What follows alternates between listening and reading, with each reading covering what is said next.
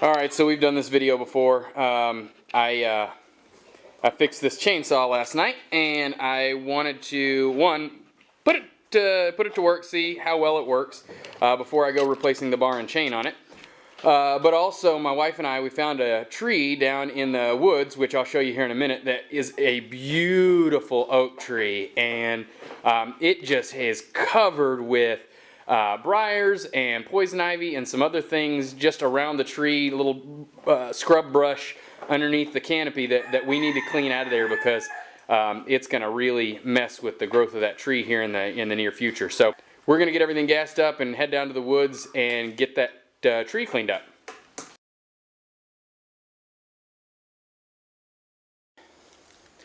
Okay, so this is the tree that we found. I'm going to go ahead and try to zoom out, see if I can't get some environment around this tree. This is the tree we found.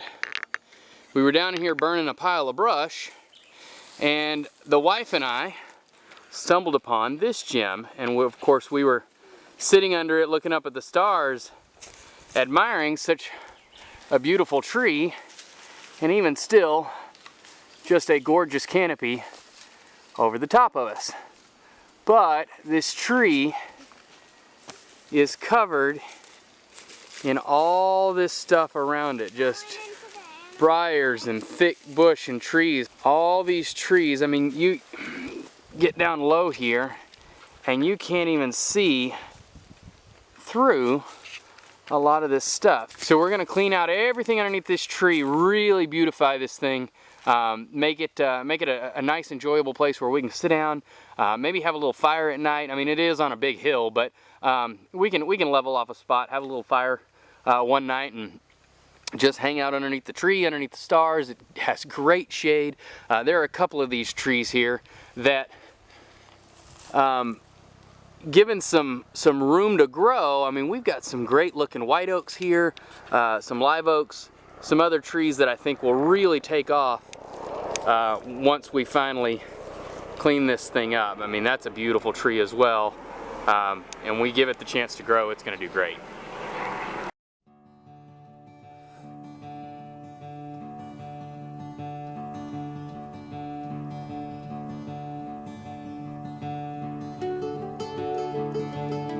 Spend my days with a woman unkind, smoke my stuff and drink all my wine. Made up my mind, make a new start. So that's Quinn back there in the background. She's my oldest daughter. She's 8. She's really small.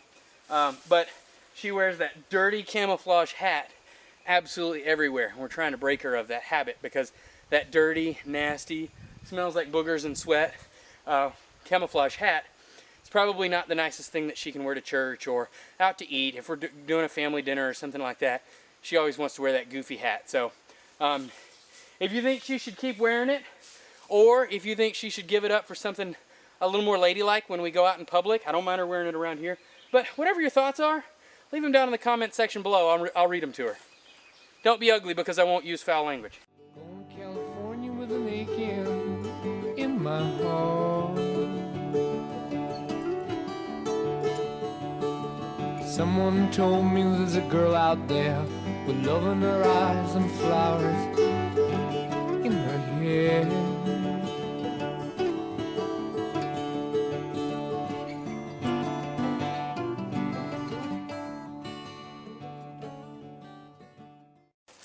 With the briars that I pull out here, I get a lot of torn finger holes in these leather gloves. Now, I've spent the money on the grain leather. I've spent the money on good gloves, deer skin, all sorts of different gloves, and in 3 or 4 weeks I have holes in all the fingers. Mostly on the right hand, because I'm right hand dominant. But I have tried the T-Rex gloves. I've tried just a ton of different type styles, pigskin, deerskin, cowhide, full grain leather, and every one of them I have been disappointed in how long they last. These briars just cut right through it. So if anybody has a good recommendation on absolutely durable gloves, and by durable they say that a good pair of leather work gloves should last you 2 or 3 years. I get 2 or 3 weeks out of them. So if you guys know just an absolutely bulletproof glove for ripping these briars out, let me know. Put it in the comments section, and I'll try to find them. I don't really feel like spending $30 or $40 on a pair of gloves that's gonna absolutely fall apart on me. I think we've done a really nice job at clearing all that brush out of there, freeing that tree up of all of its badness. It didn't take us very long to get that stuff cleared up. We're probably gonna go in there and clean it up a little bit more as I burn this giant fire pile.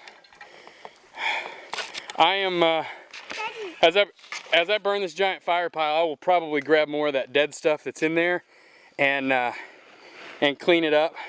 Just make it look a lot nicer in there, because there's still a bunch in there. But I don't want my fire pile to get too big, because then it can very quickly get out of control. So we end up catching some of the overhead limbs on fire if we build it too tall. So that's going to be our fire pile. We'll get it started the next couple of days or so. We'll let it dry out for a little bit, not too long, because there's a lot of dead stuff on there already.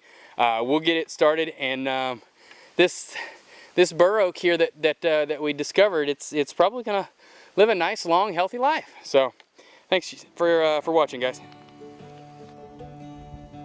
Proof indeed that the Reynolds family are in fact tree huggers.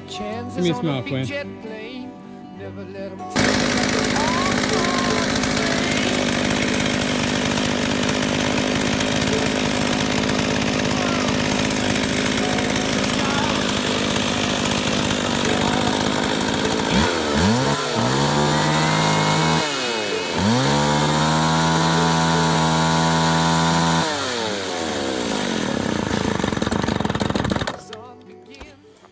So, as I noted the other night, the chain brake does not work. The other thing that I noticed on this chain is it does not like to run on its side. So, I'm guessing that this is probably just a bucking saw. Of course, it's 15 pounds, so it's probably best to use it as just a bucking saw. Big, goofy, square design. I saw something, a guy made a funny comment the other day. It's hip to be square. Talking about these old McCulloch Pro Max. They are they are big, clunky, square things. They are just weird. I may not have the fueling just right. I'm running 40 to 1 in it right now. But it like I said, it doesn't like to run on its side. It gets super smoky whenever you turn it up on its side like that. But I didn't have any problems with it, other than I sharpened that saw, the chain, last night with my best sharpening technique, which has been the Dremel with the 30-degree rake, or the 30-degree guide on it. And this thing seemed like I didn't even sharpen it last night. It was just that dull. So I am going to take it back to the barn tonight, and I am going to rake the chain guides.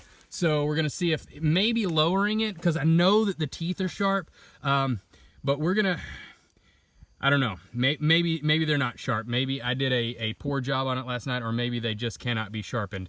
But I'm gonna try sharpening this chain one more time, and then filing down those depth gauge teeth on the chain.